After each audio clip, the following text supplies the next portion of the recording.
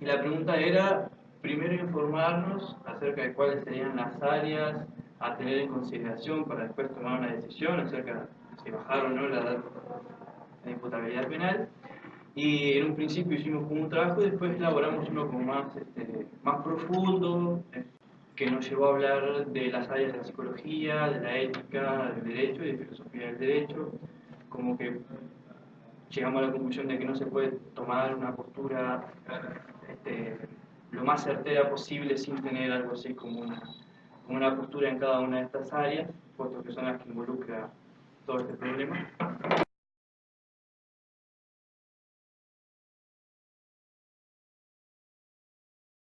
Eso, la imputabilidad es la capacidad de ser culpable. La culpabilidad, por cual, el concepto de culpabilidad que hay inmerso en el concepto de imputabilidad. La reprochabilidad, ¿qué es lo que reprocha el derecho en una conducta de un individuo? Es que ese individuo situado en un determinado momento, en un determinado espacio temporal, tuvo la capacidad de determinar la consecuencia de su conducta, de prever el resultado de su conducta. Acá hay un sujeto que tuvo esa capacidad, la posibilidad de desarrollar cognitivamente esa capacidad de prever el resultado de su conducta, ese sujeto va a ser imputable. ¿Por qué? Porque va a ser culpable. ¿Qué significa esto? Que se le va a reprochar su conducta. Los actos que son de alguna manera reprochados por el ordenamiento jurídico de nuestro país tienen que ver también con un preconcepto que es el concepto de autonomía. Primero el concepto a grandes rasgos de lo que es la libertad, después dentro del concepto de libertad la autonomía, porque difícilmente se puede hablar de un sujeto con conciencia, con voluntad, con posibilidad de comprender el disvalor de una conducta, que es otro de los elementos que integran el concepto de culpabilidad, entender que matar a una persona no está bien, y todo, si bien parece rígido, el sistema penal vigente tiene todo un contenido axiológico, obviamente, que está cargado de determinados valores y que están impregnados desde la norma fundamental de nuestro orden jurídico, que es la Constitución de la República, ¿no? Básicamente el concepto de culpabilidad deviene y es directamente relacionable con el concepto de autonomía, el concepto de libertad. Sobre eso le va a hacer un poco a desarrollar el compañero.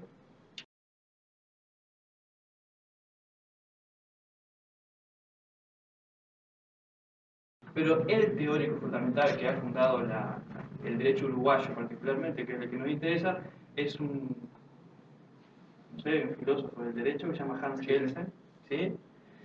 Y él elabora un concepto interesante para hablar de esto del disvalor. ¿Qué es el disvalor? Él insinuó algo, pero quiere decir, además de saber que eso es contrario a derecho, ¿sí? Porque eso lo puede saber cualquier persona, es que apropiarse de que eso además está mal, ¿sí? Está mal culturalmente aceptado. Esta idea es la idea de que el derecho tiende a procedimentalizar, ¿sí? O sea, legislar, volver una ley, algo que ya está en la cultura. ¿Sí? Esa es una idea fundamental, porque si alguien aprende el derecho de memoria sin aprender el contenido cultural capturado por la ley, ¿se entiende? ¿Sí? Pierde esa idea de disvalor de la conducta.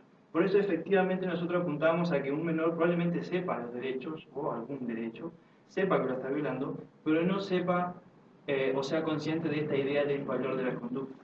Nos llamó mucho la atención que el principio de imputabilidad sea justamente esto, no conciencia solo del acto previsible, que es solo un cálculo abstracto sobre lo que puede pasar en el mundo, un cálculo causal que lo puede hacer desde un niño, ahí cada vez lo va complejizando, lo puede hacer un ser, sino también el hecho de que la consecuencia implica faltar a un valor moral cultural, que además está procedimentalizado como una ley. Eso muestra una conexión fuerte entre el derecho y la vida cotidiana. Entonces, cuando empezamos a hablar de, bueno, ¿qué quiere decir esto de prever la consecuencia y además de ser consciente del disvalor de la conducta? Este concepto nos pareció como sumamente rico porque parecería insinuar que alguien que sea imputable no es solo aquel que conozca el derecho y que pueda prever las consecuencias de su acción, sino que también ha sido educado de tal forma que entiende ese derecho como el salvaguardamiento o la protección de algo, una costumbre, un valor cultural, algo valioso para la sociedad en la que vive. Entonces, esto es interesante para lo que queríamos pensar. ¿Qué pasa si una persona se pierde en ese proceso de educación del valor o del disvalor de una conducta? ¿Sí? Eventualmente solo podríamos aprender las leyes jurídicas de memoria, pero no perderíamos la falta moral que esta implica. Que alguien como autónomo es justamente alguien que puede no solo crear y dejarse determinar por las leyes que existen, sino también asumirla como propia. ¿Sí? Por eso, en Maldonado, por ejemplo, hubo un caso de unos niños que tenían 11, 10 años, que, bueno, mataron a otro niño, lo descuartizaron, fue como horrible, ¿no? Y lo que muchos se asombran es por la premeditación, ¿sí?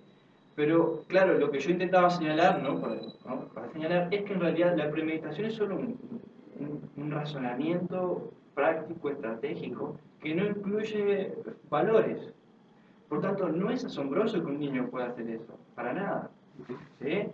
Lo que es esperable, en lo sumo, es bueno, que lejos está de crear un juicio de valor acerca de eso, pero no es llamativo en realidad que puedan tener una capacidad de cálculo, de estrategia, perversa en este caso, o inmoral en este caso, ¿sí? Aparte tenemos que, si nosotros enfatizamos más esto de que parecería la ley atrapar un valor cultural, tendremos que ver estos problemas como multiculturales, donde por ejemplo faltar a la ley, estar preso, matar, son valores de prestigio dentro de algunos lugares. Entonces tenemos como el derecho en este sentido tiene como precondiciones para llegar a él muy problemáticas socialmente. ¿Sí?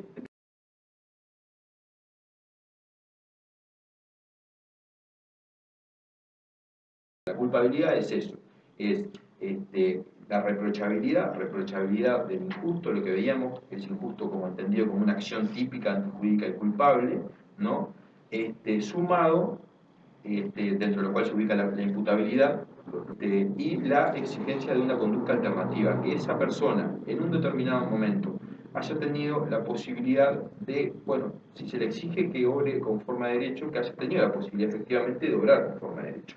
Y ahí es donde está, digamos, un poco de la raíz de un poco el análisis que hacemos nosotros, de si efectivamente un adolescente entre 16 y 18 años, que es lo que prevé la reforma, está en condiciones de determinarse según su propia voluntad, de anticiparse al resultado de su acción, de prever el resultado de su conducta y ver si en definitiva necesariamente hay que analizar si bien se trata de una conducta aislada, no hay que tomarla como tal y hay que tomar el entorno sociocultural que rodea a ese menor, ¿no? Entonces ahí es donde adquiere mayor por ahí riqueza el análisis que podemos se pueda realizar respecto del estudio de que se realice un estudio frío de lo que es la imputabilidad. Bueno, yo les podría plantear de otra manera, pero en realidad aquí adquiere, por lo menos nosotros, es el enfoque, perdón, que buscamos darle. Y obviamente que la cuestión cognitiva y lo que él habló, el tema de la descentración de Sí. ¿no? ¿Está bien dicho? Está, o sea, la capacidad de, digamos, de dejar de ser uno mismo, ¿no? El desarrollo de la personalidad de alguna manera. Es importante el nivel cognitivo del sujeto, pero es importante y es fundamental, algo que no se dice mucho, es el entorno ¿no? En el cual se encuentra ese menor. ¿Tá? Sin intentar ni hacer demagogia, ni nada por el estilo, pero es una cuestión sumamente importante, al punto que juristas o de la talla de Zaffaroni, que es presidente de la Corte Suprema Argentina, lo que es la Suprema Corte nuestra, el órgano máximo del Poder Judicial en la Argentina, es un teórico del derecho penal que ha escrito mucho, habla de culpabilidad o culpabilidad social, que dice que en realidad hay que analizar el contexto en el cual se ubican, ¿no? Entonces habla de que en realidad no se puede de alguna manera responsabilizar penalmente, menos aún, a un menor que, bueno, en definitiva, su acción es producto de distintas fuerzas que se unen, ¿no? Para que terminan en ese desenlace, ¿no? O sea, hay que analizar vuelvo a lo mismo, ¿no? Porque es importante el encuadre, digamos, de la situación, ¿no? Por eso los patrones culturales que se tengan en una determinada sociedad, eso importa y mucho, porque van a determinar qué es lo que por ahí ese menor ve como valores, lo que hablaba Martín hoy, qué es lo que consideran, lo que se considera un mérito para un determinado grupo social, que no es lo mismo en un grupo social que en otro grupo social, si bien obviamente la igualdad es un concepto que está de raigambre constitucional, pero digo, evidentemente en los hechos no todos somos iguales y hay que analizar cada situación.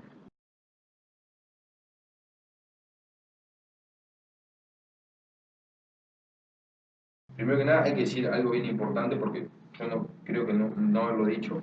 Se habla mucho de bajar la imputabilidad a los 16 años. En realidad ahí hay una petición de principios, hay un falso presupuesto. En realidad los menores son imputables desde los 13 años de edad. Es algo que no se dice porque no es muy funcional a cierto discurso, ¿no? Pero eso se obvia, pero el hecho es que desde los 13 a los 18 años de edad son imputables, son responsables penalmente y se los puede la condena máxima que puede tener un juez sobre un menor es la privación de libertad hasta por 5 años.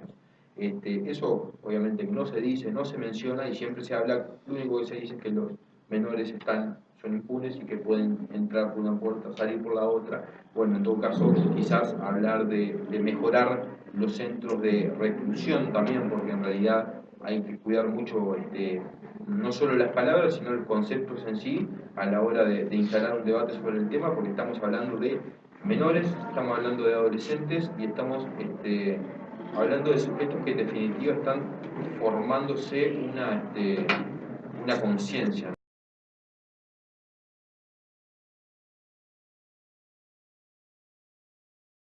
El menor debe ser escuchado, siempre debe ser escuchado. En toda audiencia que sea relativa al menor debe ser escuchado. Obviamente que bueno, hay que aplicar también la lógica, digo, un niño que tiene 1 año, 2 años probablemente no tenga la capacidad de decir qué es lo mejor y de decir qué es lo mejor para él, pero por ahí un adolescente de 13, de 14, de 15 años puede decir perfectamente y decidir sobre qué es mejor para sí y el código impone esa obligación.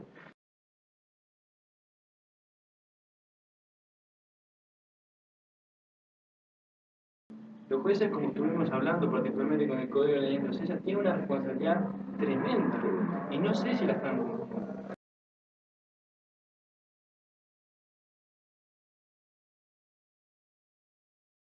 La invitación es que nuestra acción como ciudadanos y como cristianos tiene que buscar la vida y lo mejor para las vidas.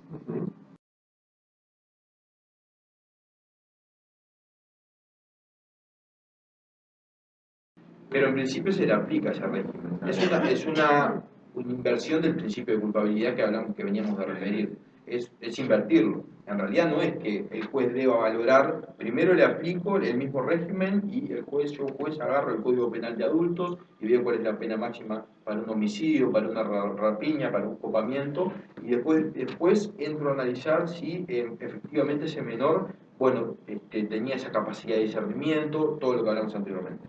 Eso es una clara inversión del principio de culpabilidad, porque en realidad lo que tiene que hacer el juez es precisamente lo contrario, es partir de la base de analizar si efectivamente ese menor tenía esa capacidad de discernimiento.